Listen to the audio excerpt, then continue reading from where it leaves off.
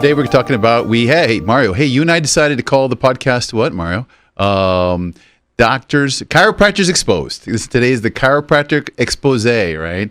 Talking about we're exposing the pain, the differences between chiropractic and the design, and we're going to be getting funky and deep with the technology and the knowledge. It's kind of scary.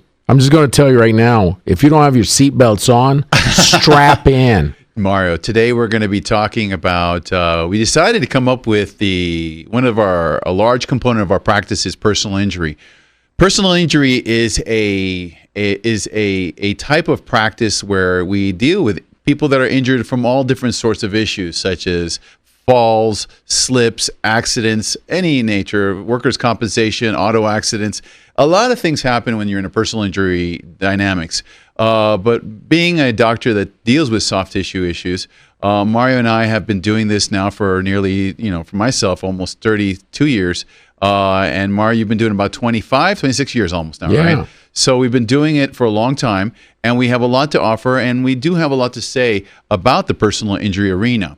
In the beginning, when we first started understanding what happened, we never really understood the complexities of an injury to the same level of what we do today, because there is a huge amount of knowledge that has come about in the last 2 to 3 decades about injuries, as well as injuries that are resulting in prolonged or chronic states that affect people for their lives. But I also want to talk to Mario specifically, more as an open forum today, in terms of the things that we have seen.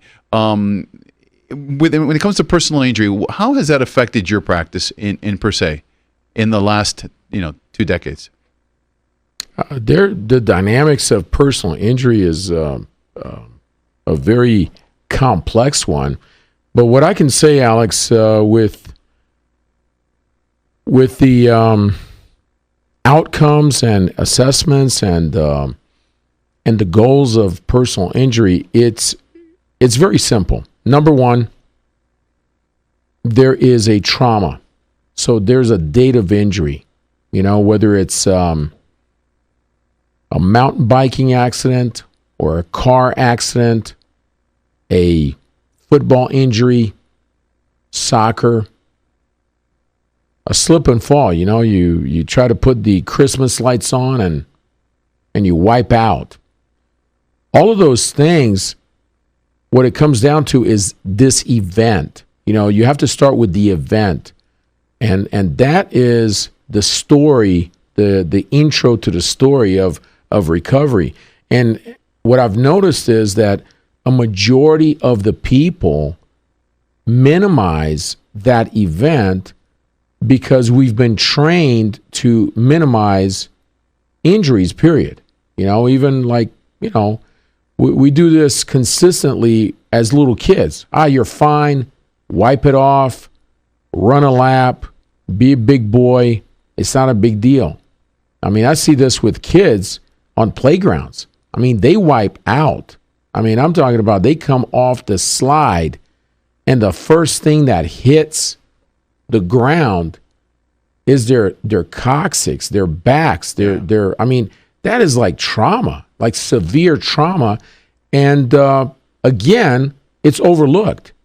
And those type of patterns, I would say, in my journey, my quarter of a century plus of taking care of personal injuries. And again, on another side, the word personal injuries has like a negative connotation, like, oh, this is like. How so, Mario? Because it's like most people look at it. It's like it's fake. It's not real. People are trying to make something out of nothing. They're trying to get paid. And all that. That is not appropriate at all. And those type of conversations are conversations that show what in my mind, in my view, is no care. Like, it doesn't matter. You don't matter. Your health doesn't matter. Wipe it off and quit whining about it. And you're fine.